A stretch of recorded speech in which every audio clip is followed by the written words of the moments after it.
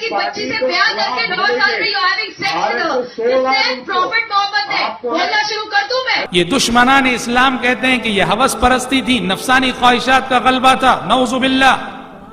کیسے جواب دیں گے آپ؟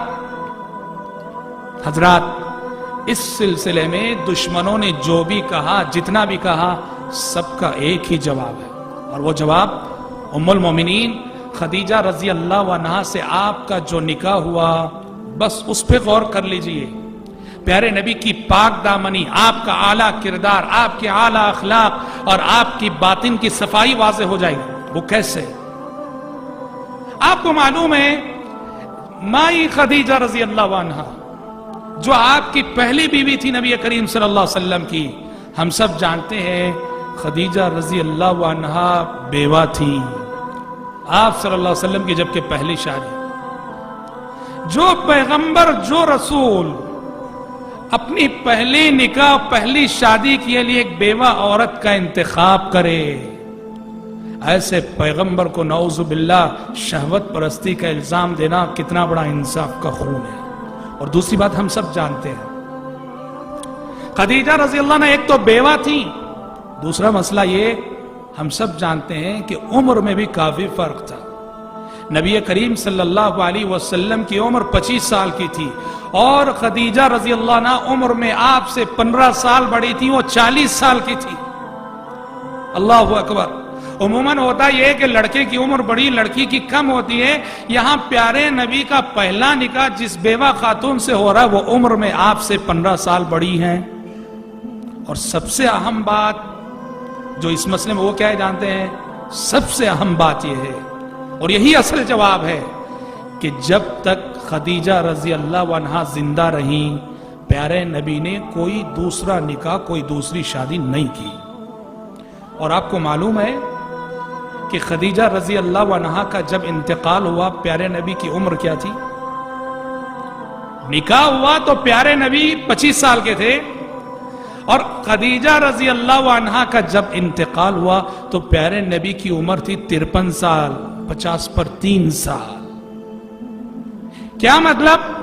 پوری جوانی پیارے نبی نے ایک بیوہ عورت کے ساتھ گزار دی، ایک بیوہ بیوی کے ساتھ گزار دی. دیکھیے سبحان اللہ، پوری جوانی ہی تو ہوتی ہے، خواہشات کا مرحلہ، نفس کے غلبے کا جوانی ہوتی ہے. جو پیغمبر اپنی پوری جوانی ایک بیوہ عورت سے نکاح کر کے گزار دے، اس پیغمبر کو نعوذ باللہ شہوت پرستی کا الزام دینا یہ انصاف کا کتنا بڑا خون نہیں ہے؟ اب سوال یہ پیدا ہوتا ہے، اگر 50 پر 3 سال تک پیارے نبی کی صرف ایک ہی بیوی تھی تو باقی زندگی میں جو 10 شادیاں ہوئی وہ کیوں اور اس کا پس منظر کیا؟ ہاں یہ جاننے کی بات ہے. یاد رکھیے باقیہ جو 10 شادیاں ہوئی آپ صلی اللہ علیہ وسلم کی بڑے پاکیزہ مقاصد کے لیے، بڑے اعلیٰ مقاصد کے لیے، جس سے آپ صلی اللہ علیہ وسلم کے کریمانہ اخلاق معلوم ہوتے ہیں. 3 یا 4 اہم مقاصد ہیں. 53 سال کے بعد جو آپ نے نکاح کیے، شادیاں کی، ان کے پیچھے بہت ہی عظیم مقاصد تھے. مجھے یاد پڑتا ہے سعودی عرب میں جامعہ اسلامیہ مدینہ منورہ میں جب میں پڑھ رہا تھا، ایک کتاب میں نے پڑھی تھی جو وزارت الشؤون الاسلامیہ سے چھپی تھی. اس کتاب میں ایک ڈیبیٹ ہوا تھا، ڈیبیٹ کی تفصیلات تھی، مناظرہ ہوا تھا مسلمانوں اور کرسچنوں کے درمیان، اور ڈیبیٹ کا ٹاپک یہی تھا پیارے نبی کی 11 شادیاں. اور اس ڈیبیٹ اور اس مناظرے کا رزلٹ یہ نکلا تھا کہ ڈیبیٹ اور مناظرے کے بعد جو کرسچن مناظر تھے وہ مسلمان ہو گئے تھے، پیارے نبی کے اعلیٰ اخلاق کے قائل ہو گئے تھے.